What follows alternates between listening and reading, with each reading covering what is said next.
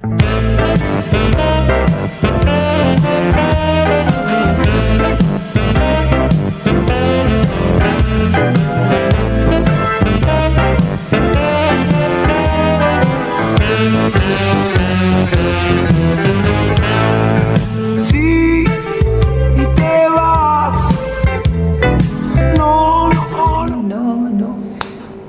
música, tenemos buena música. Nosotros en el programa nuestro nos destacamos por eso. Buenas noches, amigos. Les agradezco mucho que hoy nos permitan, como siempre, ingresar a sus hogares, seno de sus hogares, en la que uno le puede comentar la forma de pensar, el perfil nuestro, la idea que tenemos, cómo pensamos, cómo sería nuestra idea, las críticas que tenemos hoy, críticas, no acusaciones ni ninguna denuncias. La única denuncia que he hecho en mi vida ha sido a los ediles que se han llevado y se siguen llevando la plata al pueblo, pero eso es aparte, ya lo vamos a hablar. Los quiero saludar fraternalmente, agradecerle. Recién le mostraba a nuestro director, le mostraba la cantidad de mensajes que previo ya a la grabación de esto, a la ejecución, del programa, ya estaban llegando, y eso es importante. Agradecer es una cosa que es mutua, porque uno recíprocamente se alimenta de esos comentarios para poder seguir perfilando el programa hacia lo que la gente le hace sus consultas. Eso está bueno, se aceptan. A veces son muchos. Ahora nomás, en este momento, no me acuerdo bien cuánto le mostré a Ramoncito, pero la verdad que eran un montón grande. Y siguen llegando, y eso está bueno. Les agradezco muchísimo.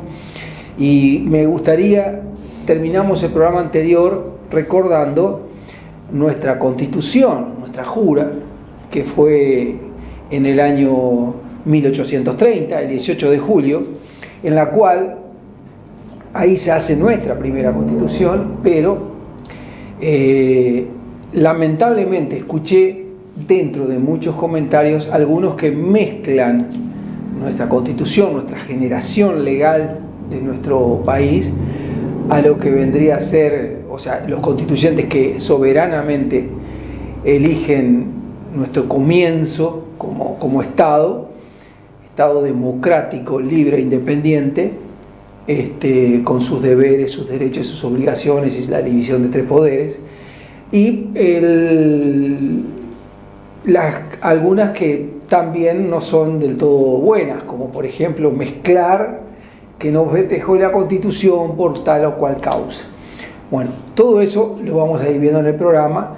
Y también una cosa muy interesante, que es el cumpleaños para mí de un ejemplo de vida, que si fuéramos santificadores diríamos que es un santo, si fuéramos gnósticos diríamos que es una buena persona, un ejemplo de persona. Si fuéramos normales como somos todos, sería un ejemplo a tener en cuenta, como un libro de ayuda, de autoayuda, para perfilarse y hacerse un crecimiento de vida en lo que fue una persona como Maliba, o traducido a lo que es nuestro idioma, Nelson Mandela, un gran ejemplo de vida que tenemos, que siempre los hay destacados en el mundo, y realmente lo fue. Vamos a hablar sobre todo eso. Arrancamos con Ricardo Fernández Mas, con sus temas que son muy buenos. Primera.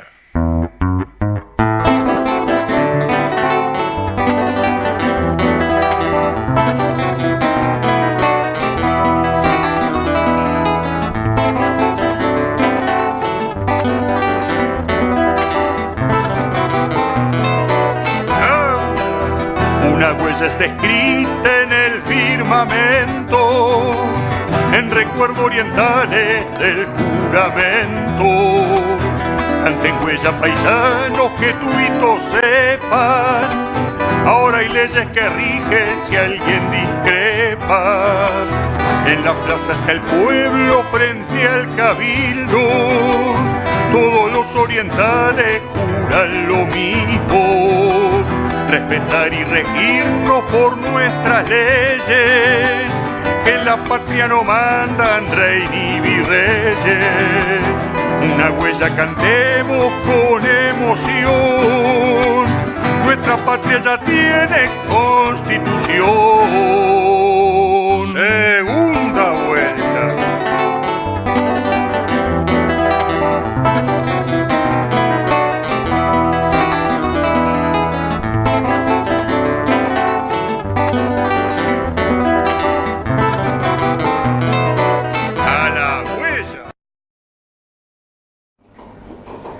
Es bueno, es lindo tener poetas, artistas,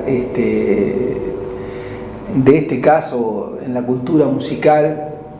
Me encanta la cultura musical, es un don que yo no tengo, si lo tiene él, y puede expresar ese sentimiento de patriotismo que a veces nos olvidamos los uruguayos, y yo que soy de esos que no se cuecen con un solo hervor, que necesitan un tiempito mayor, tienen también un tiempito mayor de vida. Por lo tanto puedo decirles que pude vivir la época en la que nos enseñaban la escarapela, nos enseñaban la bandera, nos enseñaban el escudo, nos enseñaban el saludo, los saludos patrios, todo el homenaje y el respeto a nuestra nación, cosa que hoy lamentablemente se toma como un feriado, se corre, lo usamos para pasear, para disfrutar. Bueno, los tiempos cambian, pero nunca tenemos que olvidar nuestras raíces patrióticas, cómo se jugaron la vida en aquella época, cómo fueron las circunstancias, que es cierto, no hay una veracidad en aquello que nos enseñaron en la secundaria con la realidad. Yo soy muy lector de Pelliza, un historiador argentino que ha apuntado su artillería a estos temas de lo que son en Latinoamérica, la cantidad de cuando se generaron las provincias unidas, y además se liberaron los países, que fue una consecuencia uno detrás del otro. Bueno, eso yo lo tomo como ejemplo porque realmente lo dice con una veracidad y una claridad, que es un ejemplo. Yo lo recomiendo mucho a Pelliza. En Argentina recuerdo que hay varias, en las localidades lo han hecho, o le han puesto homenaje, o le le han hecho calles con su nombre, ¿no? O sea, las calles le han denominado su nombre, perdón. Es un ejemplo, un buen historiador. Y Maistegui y Ana Ribeiro, que son lo máximo. Acá en Uruguay, Ana Ribeiro, yo no sé si existe, a mí me apasiona escucharla, solamente escuchar de la historia, y a veces la historia no es tal cual nosotros en el librito de Schumann y Corrigan, que era cuando estábamos en el liceo, lo veíamos, sino que realmente hay variantes, hay cosas, pero el concepto, el sentido es que somos un Estado libre e independiente, con una constitución, un Estado presidencialista, a diferencia de, por ejemplo, de otros países que tienen estados, hoy está muy de moda Croacia por lo del Mundial, que son estados que son donde el presidente no es el que ejerce todo el poder, sino son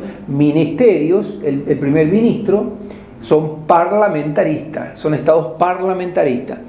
¿Qué no le vendría mal a Uruguay hacer un saneamiento, una limpieza bastante buena del Estado?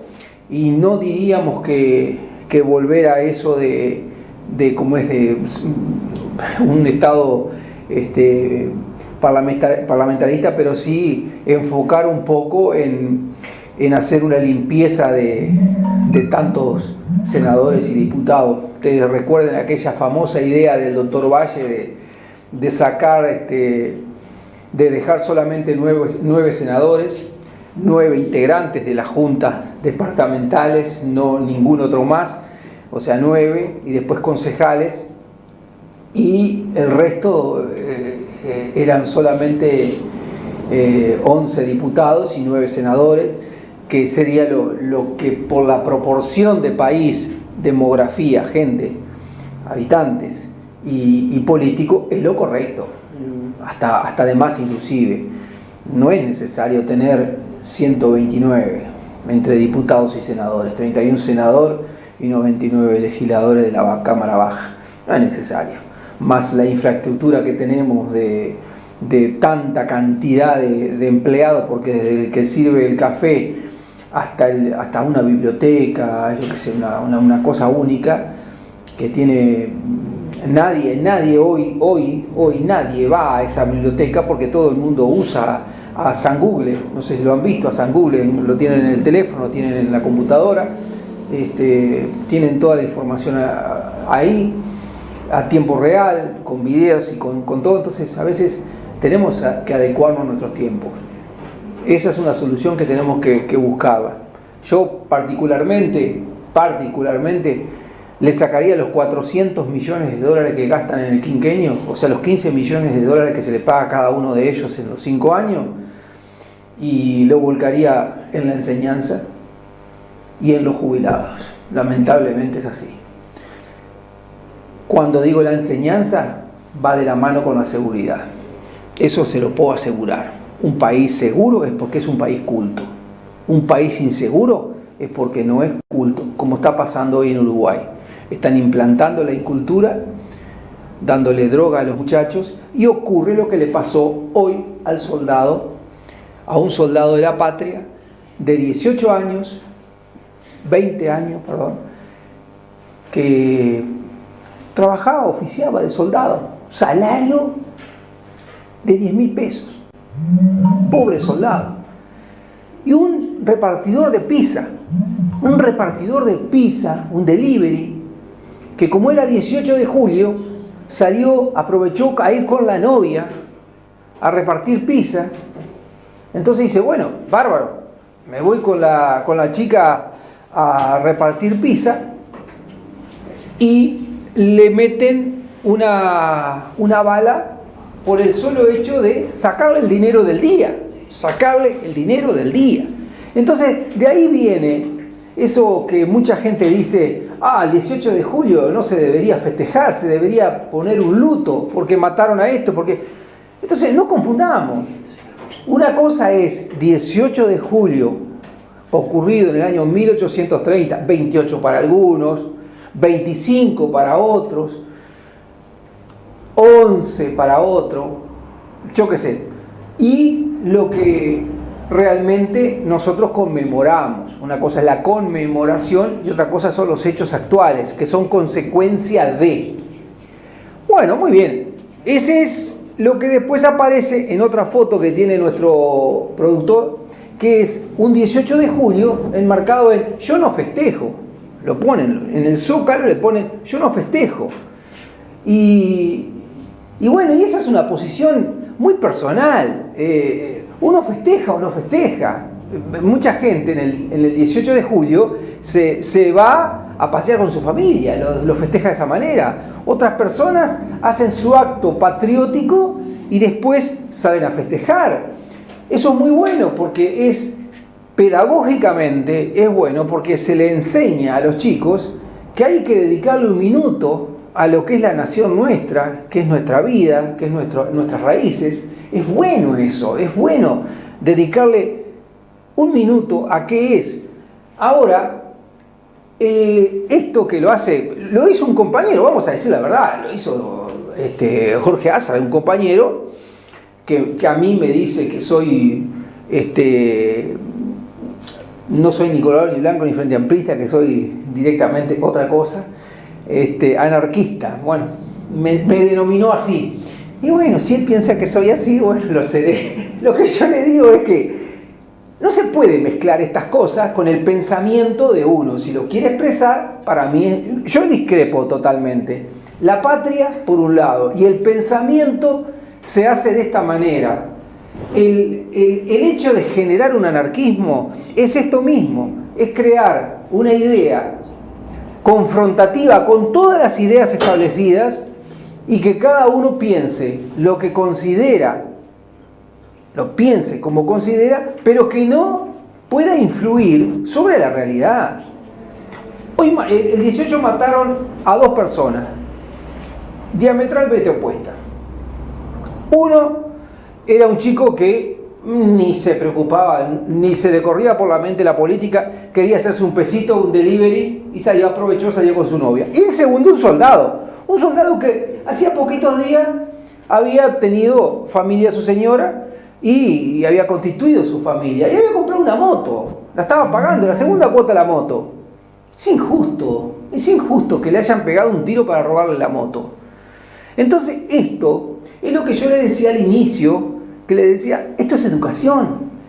Cuando un país no es educado, ocurren estas cosas, porque lo más fácil, lo más sencillo, es aquel tiene, pum, le pego un tiro y se lo saco. Porque el concepto, el valor de adquisición de lo que sea, está en la cabeza. Y eso se enseña, en la universidad de la calle, en la universidad de la vida, en la universidad de esto que estamos viendo allá, de esta configuración. Es bueno recordarlo a esto, es bueno saberlo a esto. Pero además, les quiero mostrar otra cosa más, porque el 18 de julio es un día muy importante. Se nos escapa un compañero que yo quería saludarlo, pero bueno, se nos va. Lamentablemente, tiene que aguantar 10 minutos más, no se vaya. Gracias. Miren que este programa es bastante complicado, tenemos varias aristas. Detrás en el público tenemos mucha cantidad de cosas. No sé si querés pasar para acá y conversar un ratito, con gusto, si no, lo hacemos después. Un ejemplo de persona, un gran amigo, un gran señor. Bueno, en la política no hay que meter el corazoncito en lo que uno dice cuando los demás no están preparados. Por eso hablo mucho yo de educación. La educación es la base fundamental de un pueblo libre. Un pueblo libre. Cuando uno es educado, cuando uno es preparado, y la educación no va en la escuela, no va en el liceo, no va en la universidad. La educación va en la calle, en la casa de él, en la familia, en los padres. Ahí está la educación. Para que eso sea real, uno tiene que tener la posibilidad de que los mecanismos, y ahí estamos hablando del Estado, le vuelquen los detalles al Estado para que el Estado pueda estar realmente acorde a lo que son las circunstancias del país. A veces hablamos de un país como Uruguay, que era la Suiza de América, que era el mejor Estado. Y lo escuchamos a Mujica decir, en Finlandia o en Nueva Zelanda la educación es mejor. No, señor. Nosotros en la época de la Revolución Cubana, Cuba y Uruguay eran los mejores países, los más educados, los países que eran ejemplo en el mundo, los más modernos. Entonces, no podemos confundir. Miren que no hablo de lo bueno ni lo malo de un país, no hablé de la política de Cuba, es otro tema. Pero sí digo que en aquel momento, cuando vinieron los españoles, se asombraron porque se encontraron con un país tan moderno que les llamó la atención, por ejemplo, que tuviéramos el teléfono que nosotros levantábamos y la operadora salía a la otra línea. Que eso no había en el mundo. Fuimos los dos únicos países que lo tuvieron. Cuba y Estados Unidos y Uruguay. Uruguay y Cuba eran los únicos países que lo tenían.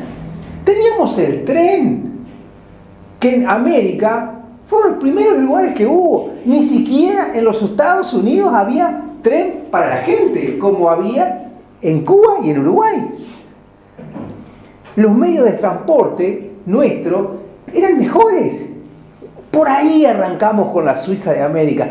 Y eso es lo que yo un poco discrepo con mis partidos anteriores, con los que ahora, por eso es que tenemos este gobierno, vamos a entendernos, esto no vino porque obra y magia, no vino porque realmente hicimos las cosas mal. Y hay que reconocer lo malo. No hubimos gobiernos anteriores de bebitos de pecho. Había unos señores que hicieron mucho mal, mucho daño, y vinieron los salvadores, pero los salvadores fueron como los militares, se sentaron, calentaron su silla, págate, al poquito tiempo empezaron a hacer todo lo que hacían los políticos, lo malo, no hicieron lo bueno, ¿qué es lo que está pasando ahora?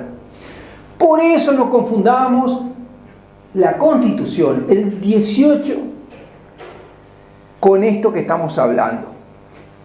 Antes de hablar del gran Nelson Mandela, que nació un 18 de julio, antes de hablar, que hoy el 18 hubiese cumplido 100 años. Miren lo que es, miren lo interesante que es. Es un ejemplo de vida. Como le dije recién, si fuera católico, sería un santo. Si fuera un gnóstico, sería un buen persona. Pero como no somos comunes, es un ejemplo a tener en cuenta, un libro, una ayuda a memoria, es un grande. Esos tipos hay que tenerlos en cuenta. Me gustaría que vieran un pequeño corte de un videíto, de un informativo que sacamos, para que vean cómo fue el tema de la muerte del muchacho que recién hablamos. Asesinaron a un soldado de 20 años para robarle la moto. Ocurrió en Punta de Rieles, en Montevideo.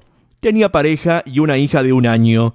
En el marco de una rapiña fue asesinado ayer un joven soldado que trabajaba para el Servicio de Material y Armamento del Ejército. Víctor Ruiz tenía 20 años y vivía con su pareja y una hija de 1 año en barrio La Chancha, cerca al lugar donde ocurrió el homicidio. Los delincuentes eran 2 y le dispararon cuando se resistió a que le robaran la moto, en el momento en que se encontraba en la esquina de Géminis y Capricornio, en la zona de Punta de Rieles, según informaron fuentes del Ejército. El joven militar se encontraba en el momento del violento asalto, acompañado de un compañero de armas, el soldado Fabio Gómez. El joven fallecido, que tiene un hermano con cargo de cabo en las Fuerzas Armadas, recibió varios disparos en la zona del tórax, brazo y cuello. Tras el hecho fue derivado a primera instancia a una policlínica cerca de Maroñas, donde le brindaron primeros auxilios sin obtener resultados favorables. Momentos más tarde, lo trasladaron al hospital militar, donde finalmente constataron su fallecimiento en horas de la madrugada de ayer. El sepelio se realizó anoche. El Guido Manini Ríos participó esta tarde del sepelio del soldado asesinado durante el fin de semana en un intento de rapiña en la zona de Punta de Rieles. Como informara Telenoche, el soldado Víctor Ruiz fue asaltado en Capricornio y Géminis, en Punta de Rieles. Le quisieron llevar la moto, una moto que recién había comprado, la estaba pagando en cuotas, nos confirmó el propio comandante en jefe, y fue asesinado cobardemente por delincuentes que a esta hora son intensamente buscados por la policía.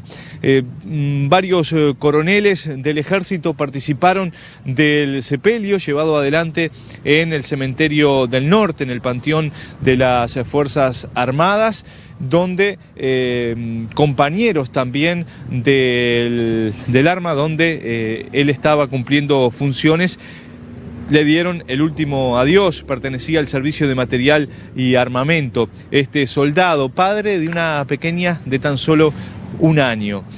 Estuvimos hablando con el comandante en jefe del ejército, quien manifestó que es un profundo dolor lo que provocó esta pérdida producto de la delincuencia.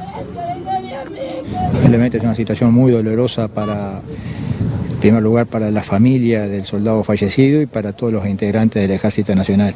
Una vida joven, un hombre de 20 años de edad que tenía la esperanza de salir adelante en la vida con su propio esfuerzo diario, que había logrado comprarse una moto que estaba pagando en cuotas y que al final el robo de esa moto le costó la vida.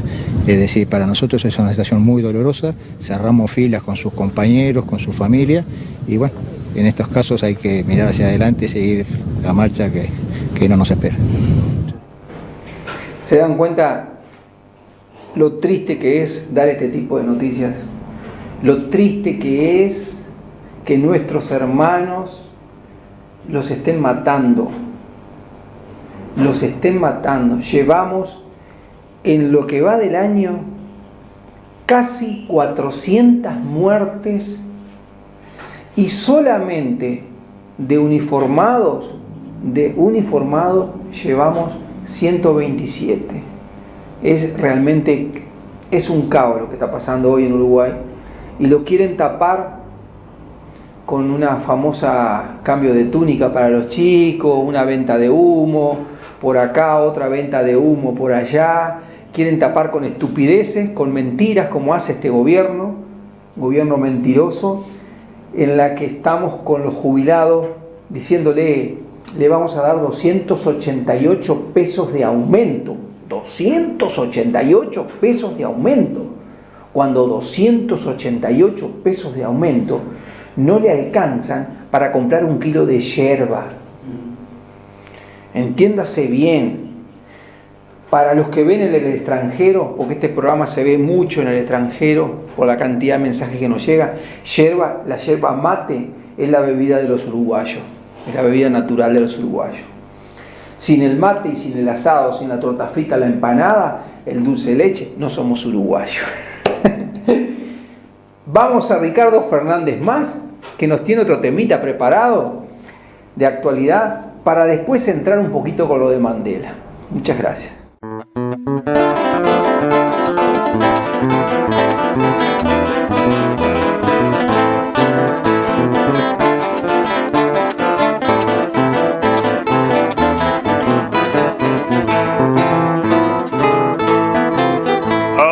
Les pregunto qué vamos a hacer, verlos como arrasan el país que fue. Dejen de palabras, salgan de una vez, tuitos a la calle reclamándoles.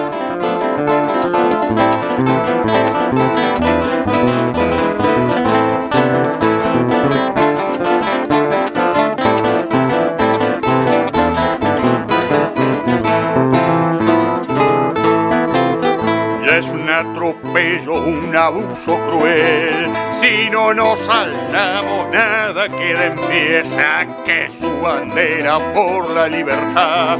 Es tiempo paisano de parar el mal.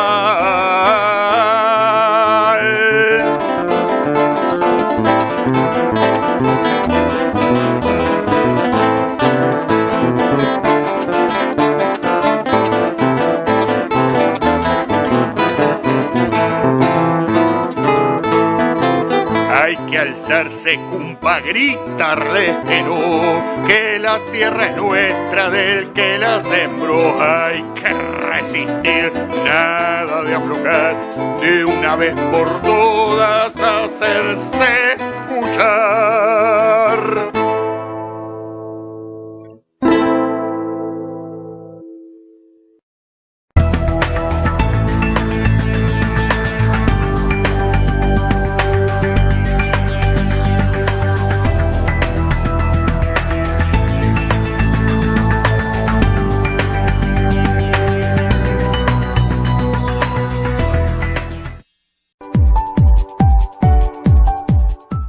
Doctora Susana Caminada de Urdangarín, abogada. Reconocimiento concubinario, laboral, desalojos, pensión alimentaria, tenencia, visitas, divorcios, sucesiones, familia. Artigas 552. Teléfono 4532-2614. Atención, de 9 a 11 horas y de 17 a 19 horas de lunes a viernes. Doctora Susana Caminada de Urdangarín, abogada.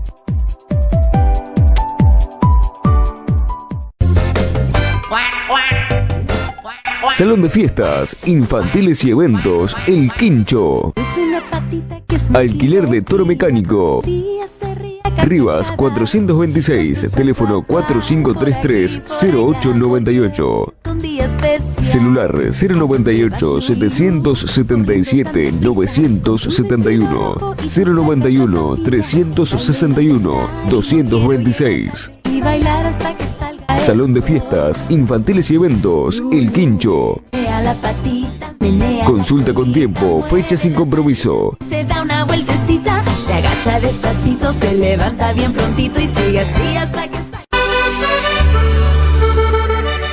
Dani Pérez, Galpones Prefabricados. Trayectoria y responsabilidad avalan nuestros trabajos. Desde Ruta 22, kilómetro 20.500, Tararías, Colonia, para todo el país. Teléfono 4574-4524. Celular 099-574-410. Página web www.galponesdaniperez.com.uy. Dani Pérez, Galpones Prefabricados. Maquiagro Outdoor, Mercedes. Llegó Tango 110 centímetros cúbicos a tan solo $900 y te la llevas con el primer service de regalo. Venta de motos, náutica y artículos varios de pesca en general. Búscalos en nuestro Facebook. Maquiagro Mercedes, Uruguay. Rodó 831, Casi Ituzaingó. Teléfono 4533-0940, 097-090-970. Facebook, Maquiagro Mercedes, Uruguay. www.maquiagro.com.uy. Maquiagro Outdoor, Mercedes. Cuando tengas residuos no convencionales para retirar o cuando veas que otros están ensuciando la vía pública, llama al 4532-2201, interno 1107 o envía un SMS o WhatsApp al 093-300-401. El servicio de recolección especial de la Intendencia de Soriano responde. Stop Basura, una campaña de todos por una ciudad más limpia. Intendencia de Soriano. Soriano, departamento fértil.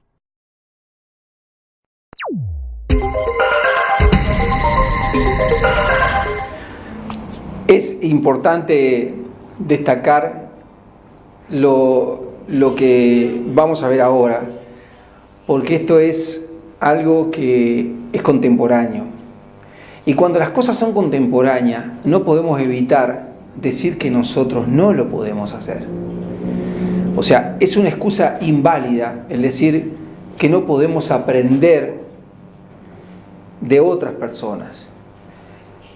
Por ejemplo, yo he escuchado en Argentina una grieta porque unos piensan de una manera y otros radicalmente opuestos por sus ideales o sus convicciones o su economía, ¿no? Entonces se genera una grieta, no hay diálogo, no hay conversación. Y ponen como perfil el ideal político como el argumento de por qué ocurren esas cosas.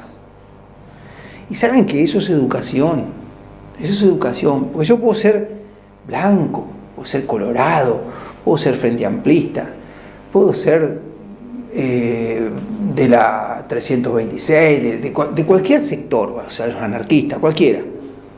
Pero lo que nunca puedo dejar de ser es parte de una comunidad. El hombre se hizo para vivir en comunidad. Y la política no es para pelearnos.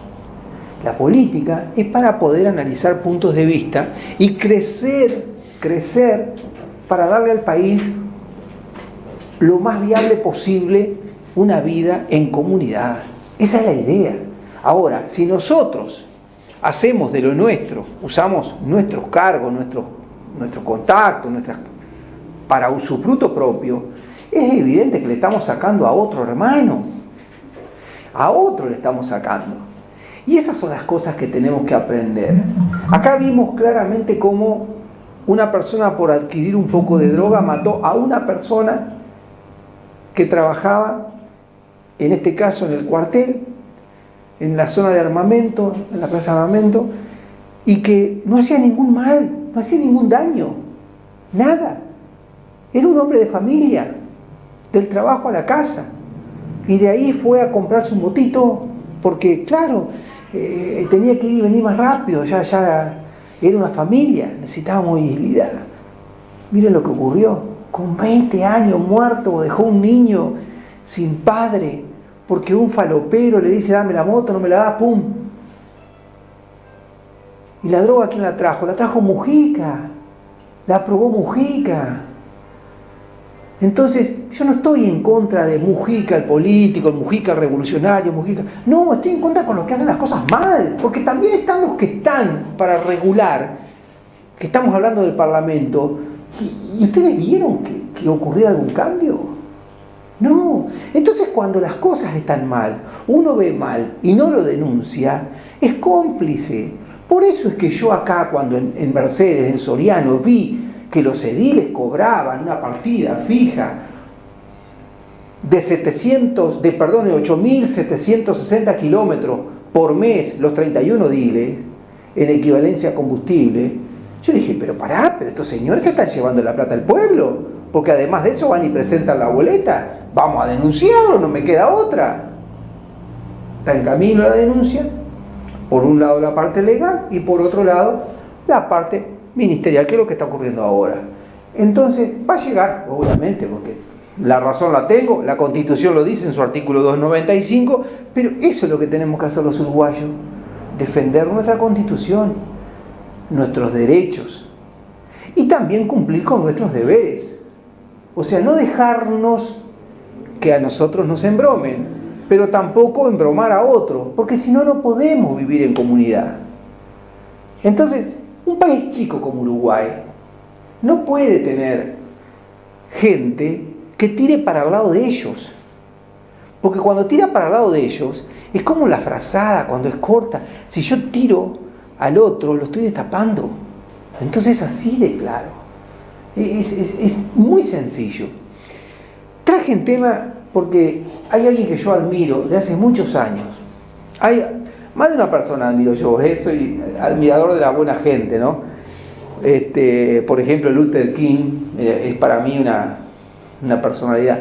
Pero en este caso, por ser 18 de julio pasado, hace unos días, nació en esa fecha Nelson Mandela. Nelson por el nombre traducido ya al español, porque el nombre indio de él no era ese, indio, mejor dicho, de la tribu. Él fue un personaje muy especial, un personaje que nació en una etnia sudafricana, donde estaba, ¿se acuerdan del famoso apartheid? En la cual los blancos mandaban, me refiero, ahí está la foto, muy rápido el amigo director.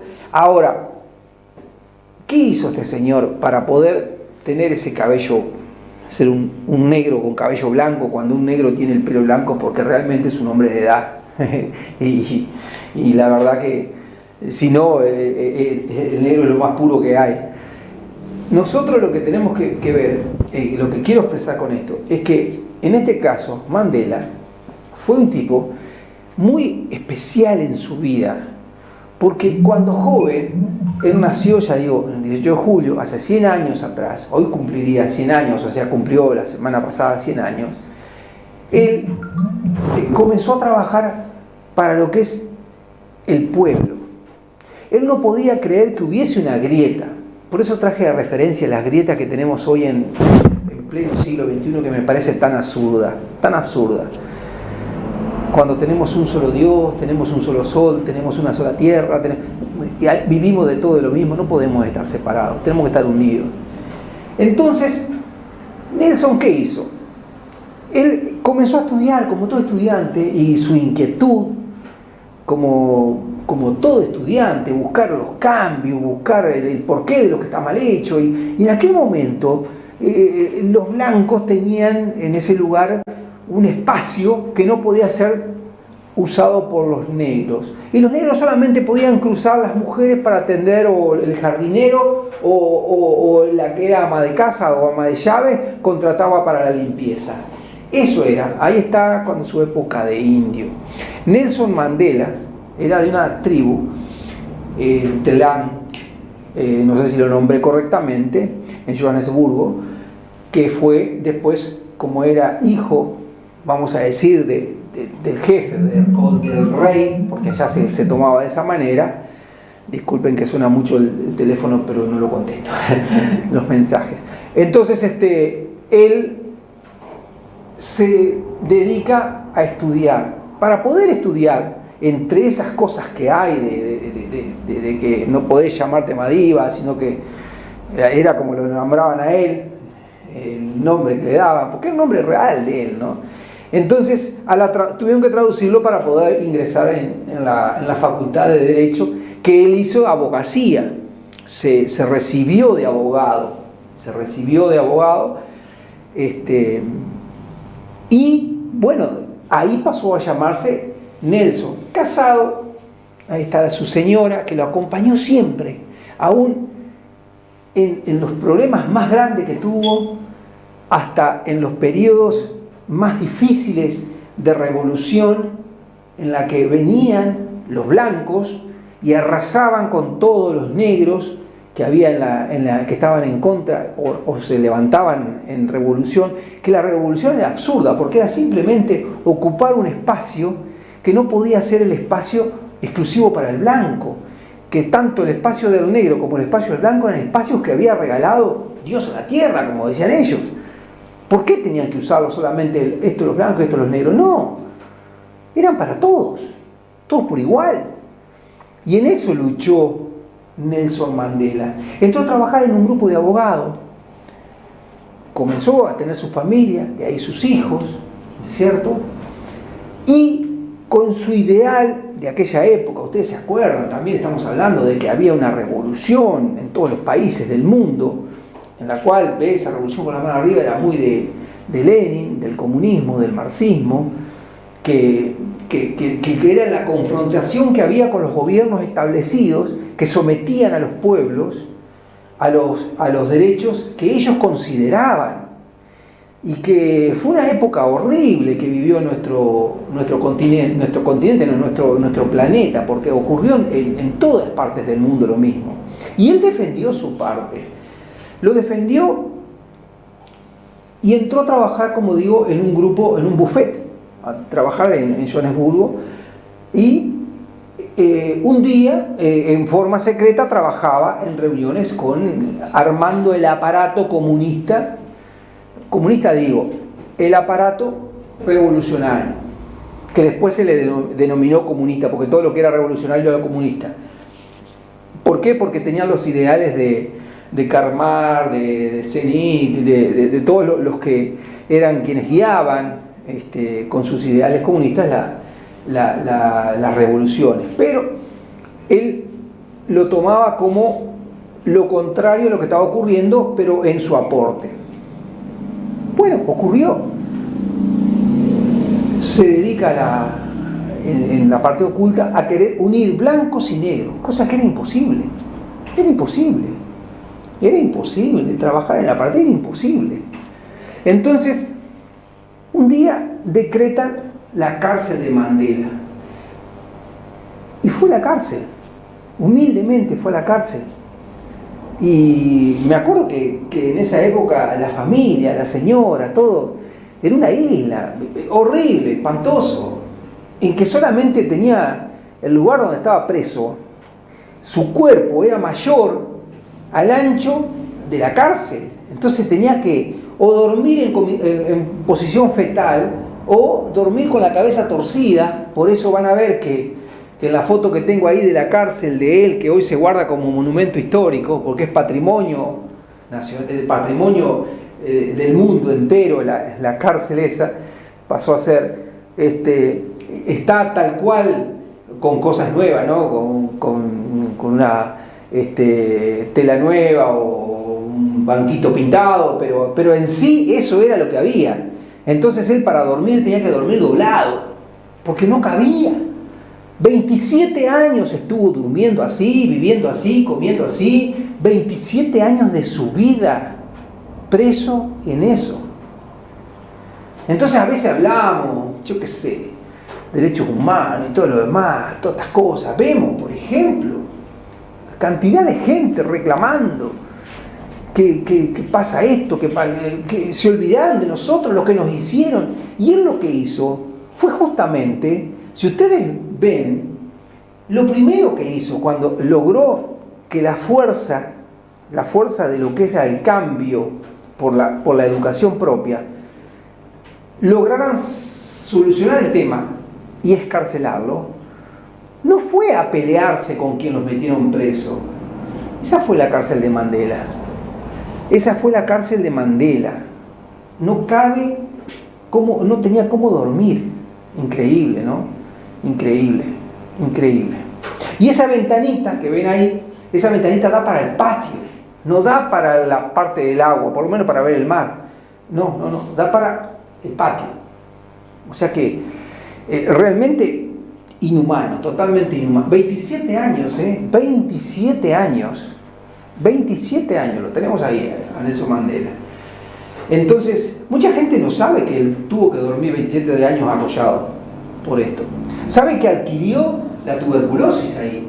Ahí adquirió la tuberculosis, una enfermedad que normalmente se adquiere en estos lugares donde existe la contaminación propia por la tos del bacilo de Koch, que es lo que genera la tuberculosis. Entonces, él la adquirió y eso lo achicó mucho, pero ahí está con su señora, el operador está ilustrando con buenas fotos. Pero él, enseguida de eso, empieza a tratar de seguir con aquello como que si no pasó nada, unir el pueblo, unirse entre hermanos, como decía él. No importa el color, sino lo que importa es que tengamos una patria unida. Miren los conceptos de vida de él. Que seamos hermanos y que vivamos en comunidad. Conceptos de él que después nosotros ahora repetimos. Que vamos a pensar de que estamos hablando del año 1990 que sale.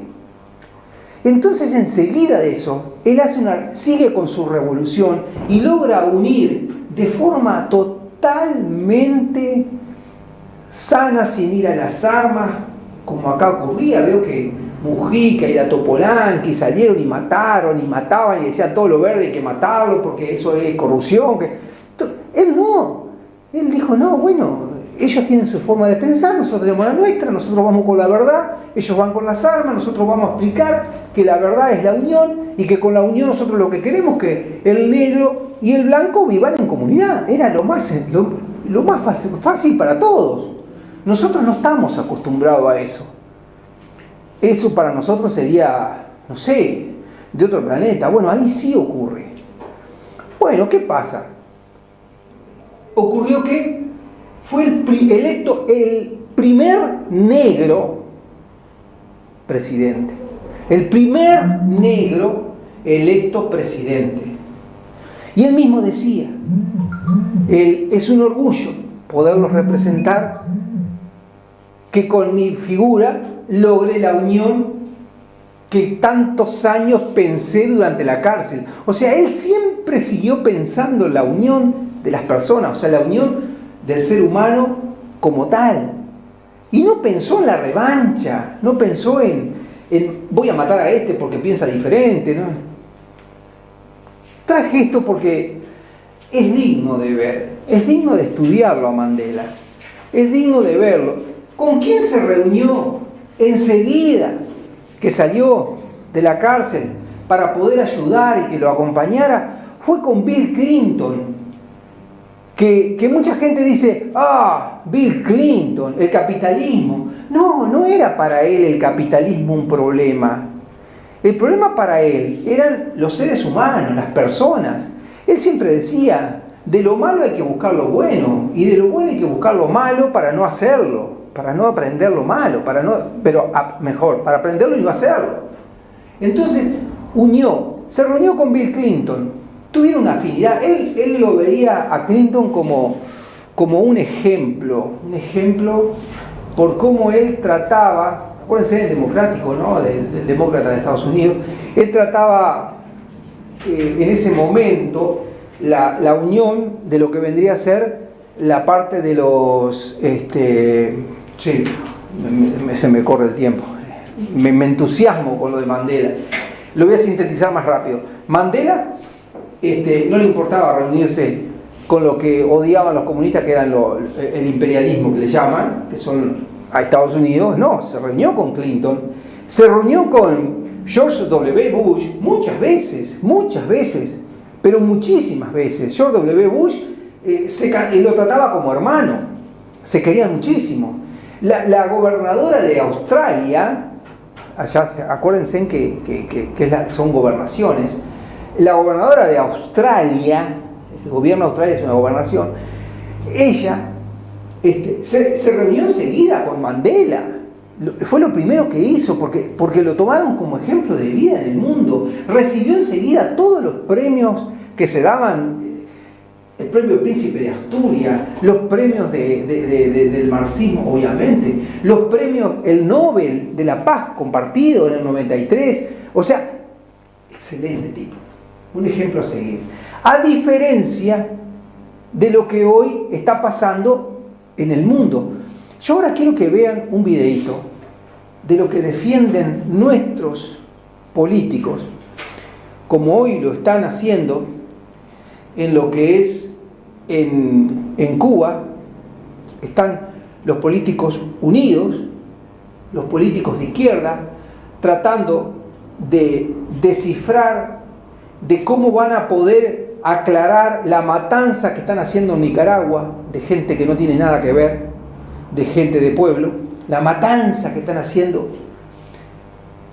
los comunistas, de lo que está ocurriendo en Venezuela, de lo que está ocurriendo en Cuba. Pero no lo digo yo, como siempre trato de decirlo en los programas.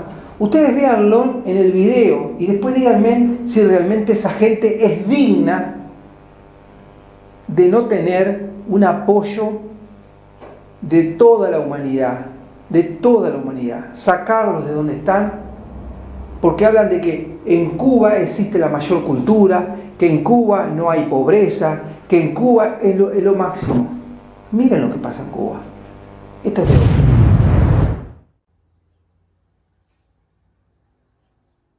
El 26 de junio, 10 familias que residen en el barrio San Pedro de la ciudad de Guantánamo recibieron su última alerta de desalojo.